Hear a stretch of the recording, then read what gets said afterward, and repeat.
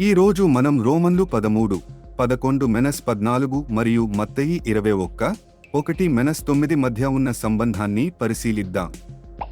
పౌలు మోక్షం సమీపంలో ఉందని, ఆధ్యాత్మిక నిద్రలో ఉన్న మనలను మేల్కొలుపుతున్నాడు. యేసు విజయవంతమైన ప్రవేశం, పాత నిబంధన ప్రవచనాన్ని నెరవేర్చడం ద్వారా దేవుని ప్రణాళికను వెల్లడిస్తుంది. మనం చీకటి క్రియలను విడిచిపెట్టాలి, వెలుగులో నడవాలి. యేసు రాజుగా గౌరవించబడుతున్నప్పుడు ఆయన మార్గాలను అనుసరించాలనే పిలుపు మనకు ఉంది. ఆయన రాక, క్రీస్తు యొక్క పునరాగమనానికి సిద్ధపడటానికి మనం పవిత్ర జీవితాన్ని గడపాలి. ప్రభువైన యేసుక్రీస్తును ధరించడం ద్వారా మనం ఆయనపై కేంద్రీకృతమైన జీవితాన్ని నడపాలి. హోసన్నా అనే కేకలు ఆయనను దేవుడు పంపిన రక్షకునిగా ఆహ్వానిస్తున్నాయి. ఈ సందేశం మనకు సవాలు చేస్తోంది.